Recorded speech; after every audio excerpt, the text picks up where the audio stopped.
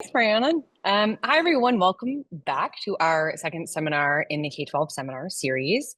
I have the great pleasure today of introducing a colleague and a friend, Dr. Kathleen Kan. Dr. Kan is an assistant professor of urology here at Stanford University. She received her MD from the Icahn School of Medicine at Mount Sinai, and then also completed her urology residency at the Icahn School of Medicine. From there, she did her fellowship in pediatric urology here at Stanford University, where she is now. And her research focuses on understanding why healthy elementary school children develop new bladder and bowel problems. And her current research is developing tools to assess child and school level factors in daytime bathroom use, which I think is really important. I have a little one, so I'm really excited for her talk today. She became a K-12 scholar in April of 2024. And a fun fact about her lab is that they have like stuffed bladder plushies all over their office. And I felt really great because I too have like a stuffed bladder plushie. Katie, you're not alone. I also have a stuffed prostate one. Okay, so I Oh, have I more. love it. If you We're going need, to add to your collection. We'll give you one of ours. yeah, okay, they're amazing. Okay, they have bladder ones, yeah, and prostate. Anyway, so I think that's so awesome. And with that, she's going to be talking specifically today about the development of observation tools for school bathrooms. And I'm going to hand it over to you, Doctor. Wonderful. Thanks, Alex, for the introduction. I'm really excited. I'm going to share my PowerPoint here. Go to slides. Slideshow. Yes. All right. Everybody can see the slides? Yes. Okay. Yes. Great. Yes. So today we're going to be talking about designing observational tools for school bathrooms. So this is one of the aims from my K-12 project, and we're going to walk through kind of the background to this, why we chose an observation tool, and the progress that we've been making in the past year. We'll talk about lower urinary tract symptoms in kids, just briefly. We'll talk about what we know for bathroom environments in the school setting. We'll talk about observational study design and then specifics to our current study. Okay, so pediatric LUTS affects about 20% of all school-age children, so 1 in 5. And that's a range, right? So that can be daytime incontinence, nighttime incontinence, urgency, frequency, dysuria. We can kind of get into that recurrent UTI issue as well. It all falls under that umbrella of LUTS. For kids and for their parents, this is very distressing, right? So we're having sleepless nights with bedwetting. We're sending kids home from school if they're wetting themselves. If there's an element of embarrassment or shame, this can cause issues with self-esteem and things like that. So when somebody goes to their pediatrician or even to a pediatric urologist in the clinic, first-line therapy, we call it urotherapy as a urologist, but first-line therapy is really focused on behavioral change. So there are 4 major habits that are recommended. So that's going to be timed voiding, we're peeing every 3 hours, hydration, so adequate hydration, which then factors into stooling regularly, right? Avoiding constipation.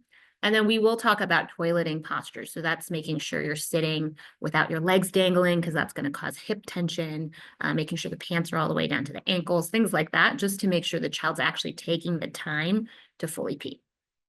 So if we apply this to kids who have LUTS, you'll see that about 75% of cases get better or cured. It's about half and half. So about 35% are going to feel better, 35% complete resolution of symptoms. And so again, this is low cost, low risk. So with this education, this is part of standardized guidelines. Not necessarily, we don't have guidelines in the US, but Canada and Europe, this factors into guidelines for how we manage LUTS. So then when we think about like, okay, a child, let's say who's 7 or 8 years old needs to pee every 3 hours rather, they're spending the majority of their day either at home, potentially in a school setting, or in community settings, right? So all of a sudden we start thinking about bathroom environments. What are the bathrooms like? Where are people going to pee? How are they making the decision to pee? What are the barriers and facilitators to getting somebody to comply with behavioral change? So just broadly, when we think about bathroom use, bathroom environments, you can really start thinking at this as a broad interdisciplinary problem. And so we've done quite a bit of qualitative work to really conceptualize bathroom use in young children. So we've talked to parents about their bladder health. We've talked to pediatricians. We've looked at the literature of what exists. And we find that, you know, in the home, there's a parent and child dynamic, right? Impacting bathroom use. Maybe the parent doesn't know they need to pee every 3 hours. Maybe the child behaviorally is resisting peeing every 3 hours. But that broadens into interpersonal, which is how is the family managing bathroom use, organizational, which is what's happening when you go and talk to your pediatrician about this, what's happening in the schools, and then broader and broader. And so we start thinking about policies that are going to impact whether or not a child can use bathrooms, actual settings, right? So we're moving from that original data, which said, hey, if you give a child and a parent urotherapy instructions and you're a clinical provider and you send them home and you see them in 3 months, here's our 75% improvement. We're starting to now broaden and think about bathroom environment on a population level. When we talk to parents about bladder health in their children, our first qualitative study was very exploratory. We were asking parents of symptomatic children, what's going on? Like, you know, what's happening at home? We've given you behavioral change recommendations. What's happening? Do you believe these? Do you want to do these? What are the issues? Is it a matter of resources? Have we given you enough time to work? You know, a very broad interviewer guide was used. And what really kept on popping up to the surface was, look, I can do whatever you tell me to do at home, but I can't control what they're doing at school, right? And the school day is anywhere between 6 and 7 hours, right? It's an environment that all kids are going to. It's mandated that they go to. So all of a sudden, this is kind of what we found, right? There is a school level issue with the actual quality of the toilets that was being reported to us. There's an issue with classroom level policies, meaning what the teacher decides about bathroom use. And between teachers within a school, they might be different. One teacher might say, go to the bathroom. The other teacher might say, don't go to the bathroom. And then we were hearing stories from parents that there was some anxiety about asking to go to the restroom on the part of their child, or even things like bathroom fear, right? Being afraid of having to walk by yourself if you're very young, being afraid that it's dirty, being afraid of like the sound of flushing, things like that. So that's an individual level factor. And I think what's important is then you start to conceptualize like, hey, there are, again, you could use the socio-ecological model, but even within schools, right, there are multiple different branches in which there's room for improvement. Oops. Okay, and then, you know, we kind of jumped into this right off the bat, but that data from our qualitative study really led us to say, okay, well, how could schools potentially impact this, right? So I think prior to a lot of this data, I hadn't even thought maybe I should be doing interventions in schools, right? I had been thinking, what can I do in the clinic? What can I do from a health education standpoint? But all of a sudden, hearing the stories from parents, you're thinking, okay, let me investigate what's going on with schools. So when we think about schools, we have quite a few examples of different types of health education programs that have been successful. And in fact, there are national recommendations for sort of like health education goals per grade level and developmental stage, right? So there is like a sort of structure of health education in our country. Granted, it's very contested depending on where you live, but there is this setup to say, hey, we should be devoting some amount of our budget and our time to educating on health topics.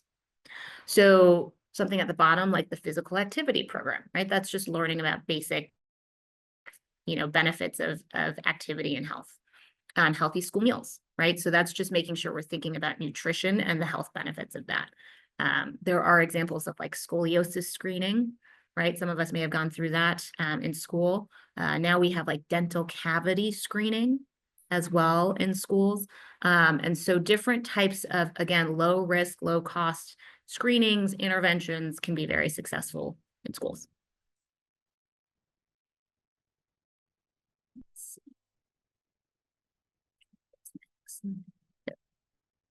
Okay, and then what is the evidence for maybe some sort of potential benefit that exists in the literature, right? Of bathrooms in schools and then LUTs in kids.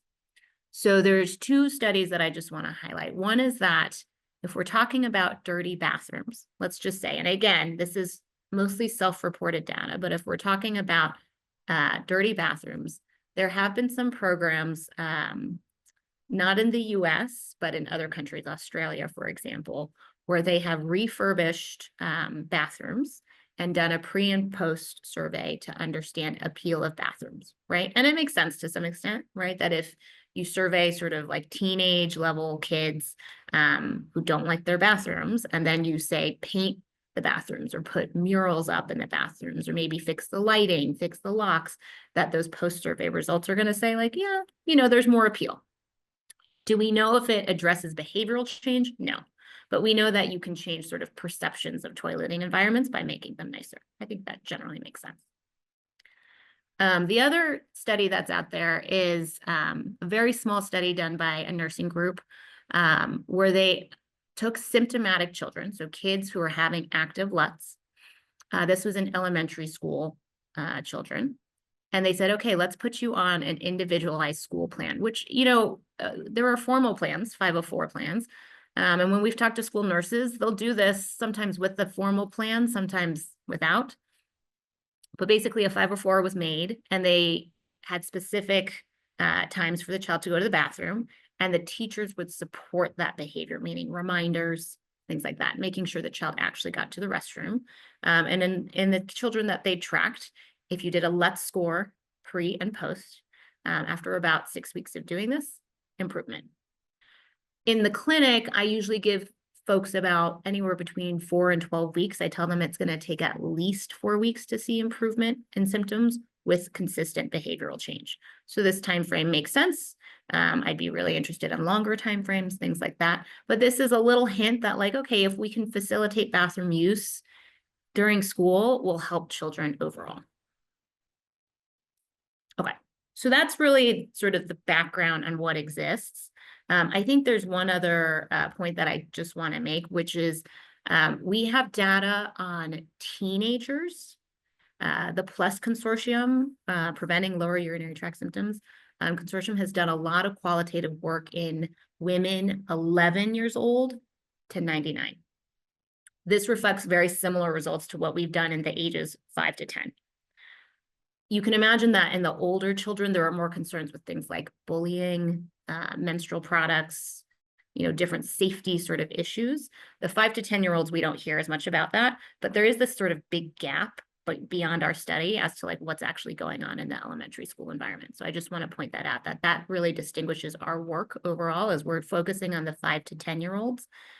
Which make up the biggest burden of pediatric LUTs versus the 11 to 99, which is really thinking about like life course of disease. So we're kind of looking at the youngest group. Okay, so observational tools. So overall, when we think about why are we using a tool, they can inform future interventions. That's like the big takeaway point. So for example, and we'll go through 2 examples today. In these sanitation and hygiene trials that are often designed on a large, again, population scale, observation tools will often be deployed first to get a sense of what's actually going on in the real-time environment. So what is the actual behavior? How are we measuring it? What's the baseline? And what are some of the factors that currently, before any intervention, may impact that behavior, right? So you're identifying covariates that you need to think about, and you're also identifying potential future interventions and solutions, right? If you find something that's not working very well, maybe that's something you're going to change. And so these are 2 examples we'll talk about. One is sanitation and hygiene trials, and then the other is the Water First trial, which is my mentor's work. Okay, so we're going to talk about one WASH trial that was done in Kenya. It was, they used an observational tool in primary schools, and they were really interested in what factors were impacting bathroom use. Now, in WASH trials, the outcomes they're looking at are things like diarrheal illness, missed school days, death, different than our outcomes, but they were actually really interested for their observation tool in the same outcome we're interested in, which is just bathroom use overall. So this has been a really strong example when we've been thinking about our own study. So first of all, they wanted to understand, does bathroom access impact bathroom use? Okay, so access for them was quantified as a student to toilet ratio. And let me just, I'm gonna close this little window here so I can point on the screen, but lower student to toilet ratio, which you'll see across the x-axis here, right? So as you go to the right, that means more students per toilet. And then over here on the y-axis is the proportion of people that are using the toilet, right? So we want a higher proportion. So you can see here sort of naturally it's clustering here that, you know, the fewer students to toilet, the more likely you are to use them.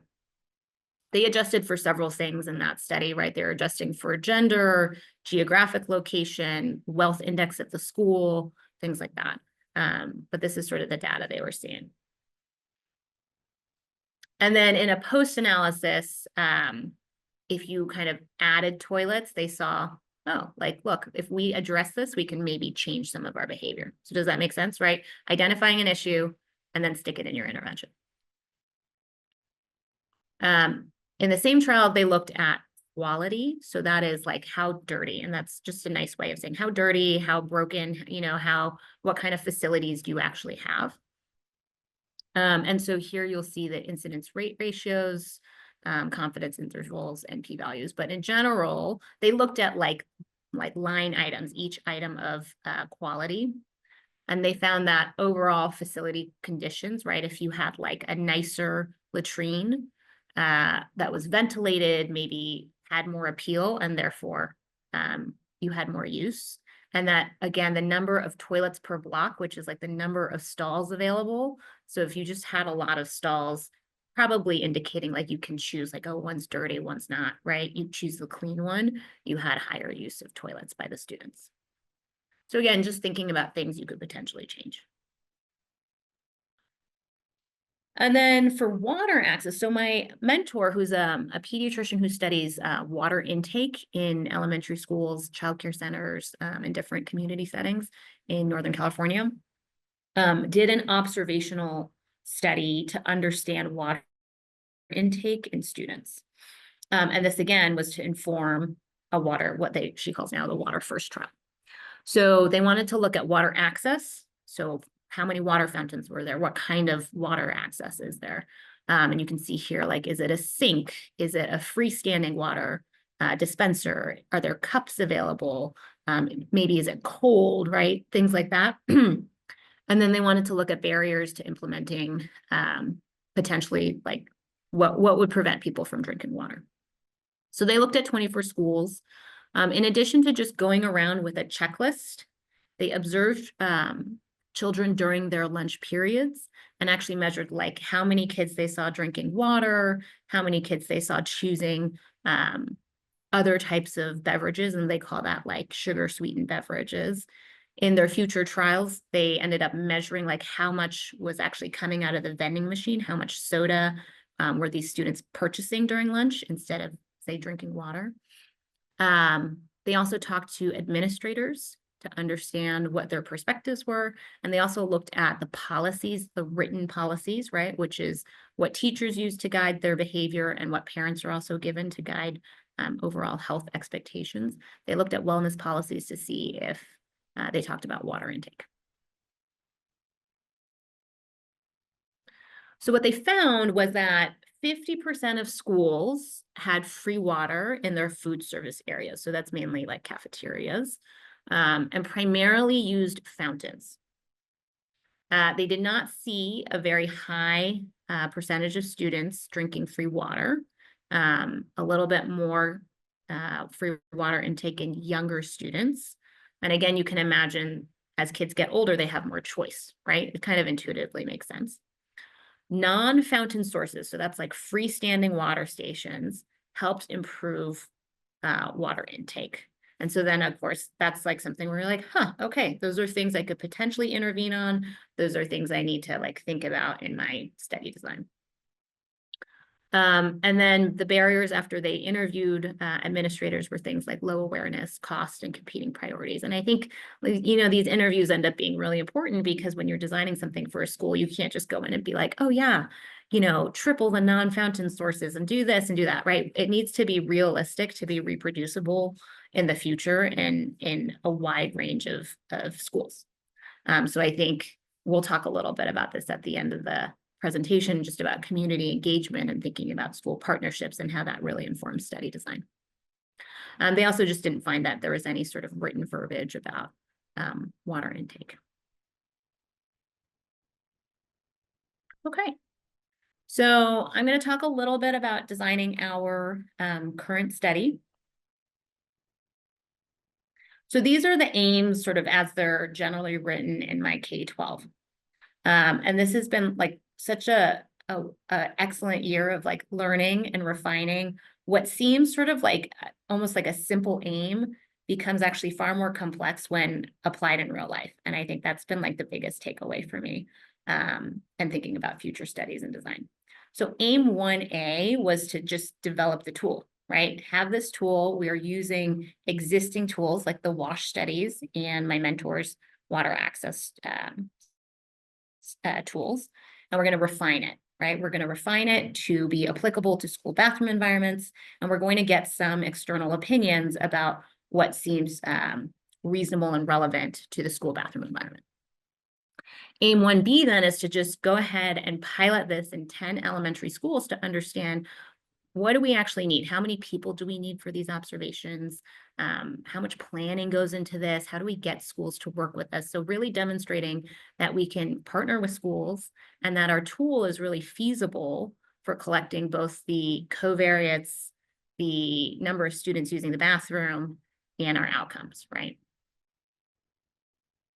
So this is just, I'm also doing a master's in epidemiology as part of my training plan. And what's been really helpful is just thinking about how all of these factors are going to be impacting each other, right? So we're figuring out like, what are you going to consider a covariate, right? What are you going to consider your outcome? What's your actual sort of relationship between X to Y? So just like, this is a quick markup where we were thinking like, okay, what might impact bathroom environments? Well, maybe the overall wealth index of the school, right, which has been used in prior studies. So we have ways to measure that. Maybe how old the school is. That might give us some idea of like, you know, how old are these bathrooms, which is public information that you can get. You know, and what is our overall demographic of our schools, right? When we start to compare and contrast our schools. That may somehow impact bathroom access and bathroom quality.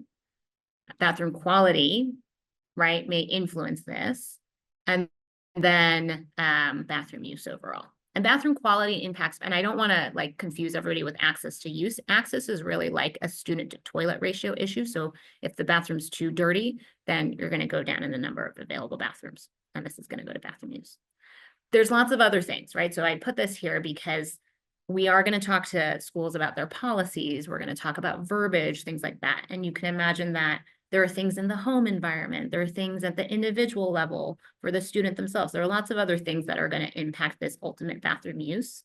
But for the purpose of just the observational tool, this is like, you know, how we're thinking about things in separate studies or in our future, let's say, cluster randomized control trial. This DAG is going to get much more complicated in terms of like all the different factors that are going to be impacting bathroom use. So outcome is defined as the number of students per 100 students who use bathrooms during lunch and recess. And we picked lunch and recess because we went around and talked to 9 different groups of school nurses and said, okay, what do we generally think is happening during the school day? When would we expect the highest use of bathrooms?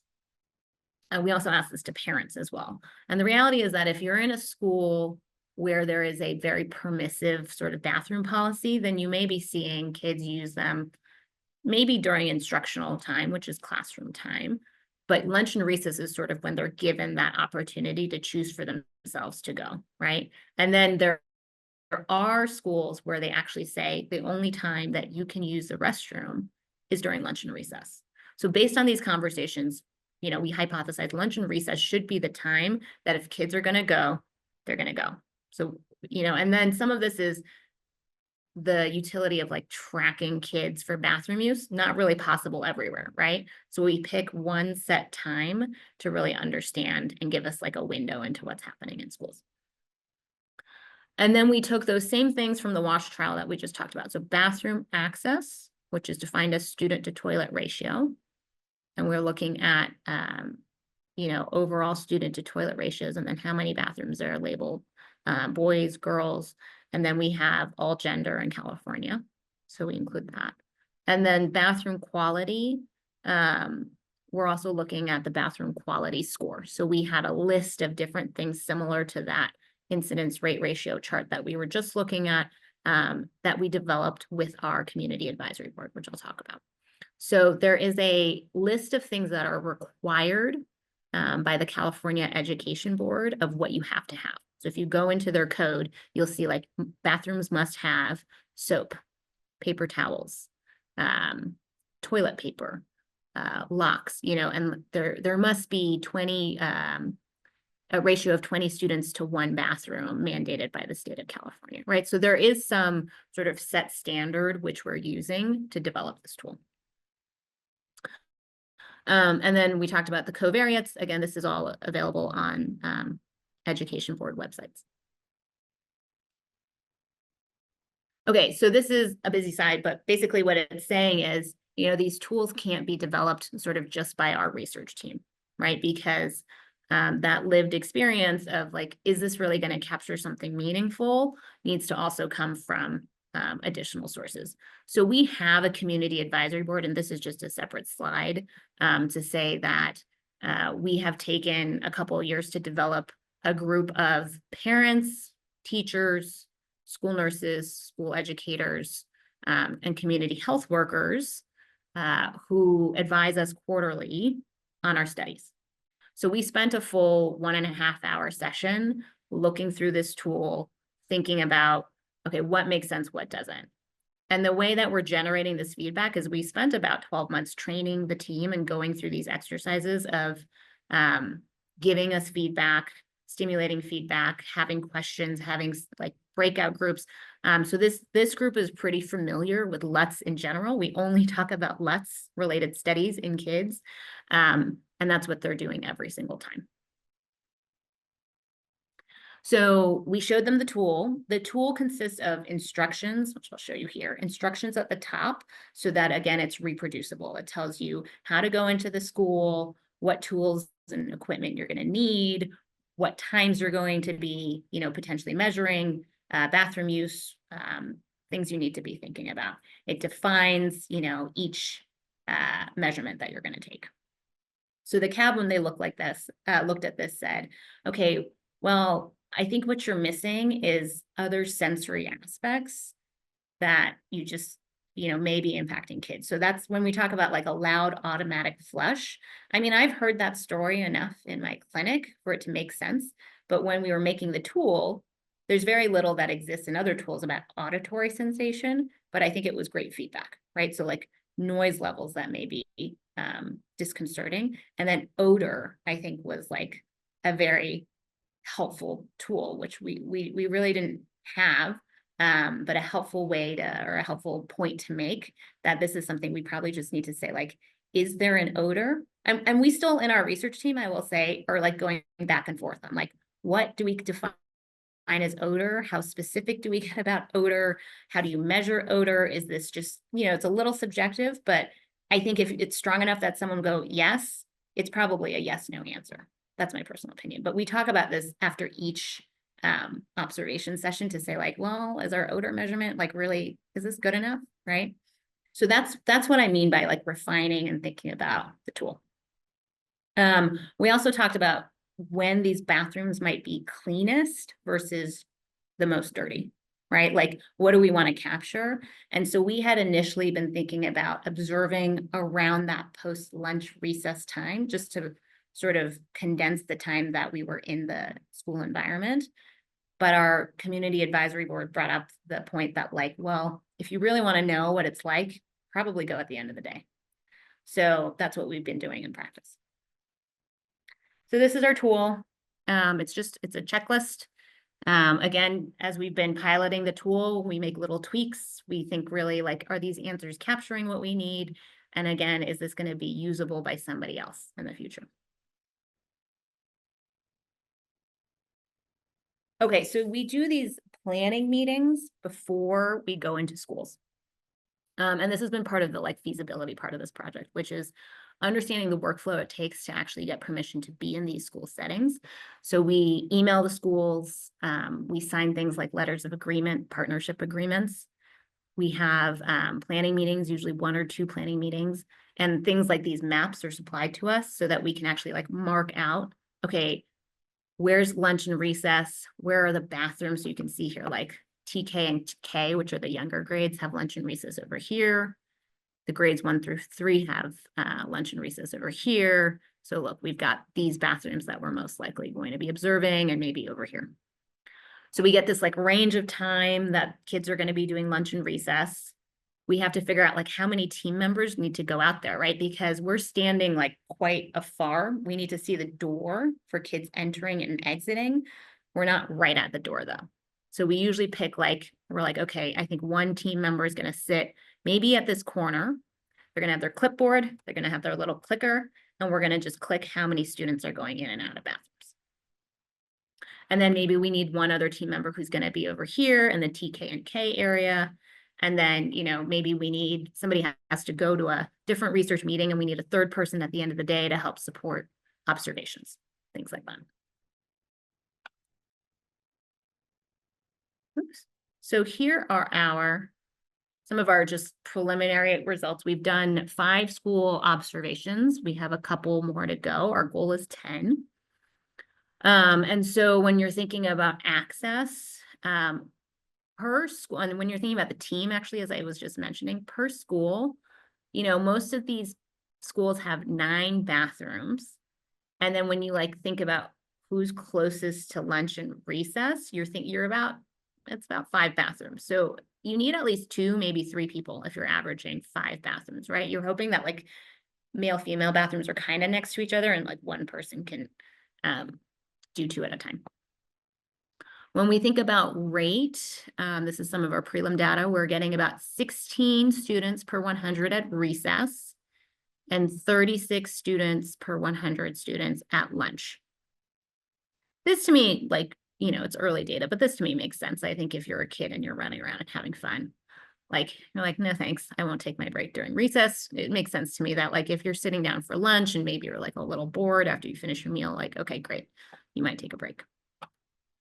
And then when it comes to the quality and things we're starting to notice, I think this one on the left, these are just sort of anecdotal things we've noticed, which is schools will often keep their bathroom doors open, like propped open like this, which is kind of facilitating flow and makes it seem maybe a little less like closed off. They might also have, this is just cleaning supplies here, right? Like, is there a way for the students to let somebody know that there's maybe a mess in the bathroom, right? These are things we're picking up that were not in our qualitative data, that don't exist in qualitative literature, just from being in the environment, which is, oh, like, do the students have a way to tell people that the bathroom's dirty? Is there a way to clean the bathrooms like pretty quickly because everything's ready to go? Sometimes instead of this little cart, we'll see like a big trash can here, so students can just throw trash in when they need to, instead of having like overflowing small trash cans in the bathroom, right? So just little adjustments, little accommodations. This is a pilot study, so we're not going to be able to correlate all of these factors to bathroom use in this study, but what's happening is we're starting to say, oh, should we be thinking about marking like open doors, closed doors? Should we be thinking about trash cans? We added trash can actually to our tool, things like that. Here, we're also seeing like some automated function of sinks, like how important is that? You can see there's a little soap dispenser. I think after COVID, there's a lot more of this hand sanitizer sort of set up in these schools. And then also menstrual products, right? So you can think even the 5th graders might need something. Yes, and I see Rachel's comment, like we have locks and things like that. That's one of our checklist items, like broken lock, working lock, check, check, check. Yeah. And then here's an example. And part of these observation tools are to take pictures. Everything remains anonymous. There's no students in the bathroom. We're at the end of the day, but we are taking pictures to document what we're actually seeing, right? So you can see there's just some mess over there. We've definitely had some horror story observations, but like, you know, some of it's just like basic wear and tear to the overall environment. And some of it's also just daily wear and tear. And these are young kids. Okay. Okay, so yeah, so lessons learned. This has really been, I think, really exciting for us to just be, you know, in the field, collecting data, understanding what our future projects are going to need. So the pre-observation planning meetings have been super helpful, super informative. 2 to 3 observers based on what we're noticing is sort of average bathroom structure. School level differences, thinking about the design of the bathrooms, thinking about like how they schedule lunch and recess throughout the day. And then we debrief. We debrief a lot after these observations. And again, a lot of it's just anecdotal. Oh, this time I noticed this. This time I noticed this. Oh, last time, you know, this. I think one thing that I like was after maybe our second observation, it was, what do we do if like the child comes up to us and says, what are you guys doing? Like, what are you doing in my school? Like, who are you? Like, what's happening? And like figuring out kind of how we want to just answer, you know, clearly that we're learning about bathrooms and school environments and how they relate to your health. Because these kids are like, you know, they're really observant. They're really curious. They're kind of excited that there's somebody like hanging around, but also trying to maintain this like sense of like space and privacy that we're not like really watching you, right? And I think this is like a sensitive issue with bathrooms in general. But that it's like not about an individual student. We're just learning about schools and health and things like that. Okay, and then I think the other thing that I think has been a big part of our research team in general is just the community engagement aspect, which is to say that everything gets designed with additional input because else it's not really going to be relevant to the population at hand. I think our tool is stronger because the CAB has been involved. We're going to send all this data to both the CAB and back to the schools to just get some validation after we're done doing 10 schools. And then we'll sort of have the final tool. And then next steps will be to complete our total of 10. And then in my K-23, what I'm hoping is to do observations in 30 schools in one county, which should be powered then to detect some differences between bathroom access and quality to the outcome of student use. And we'll be able to like really understand our covariates. Okay. I want to say a thank you to my team. A thank you to the K-12 funding. This has been really a great experience. And I'm happy to answer any questions.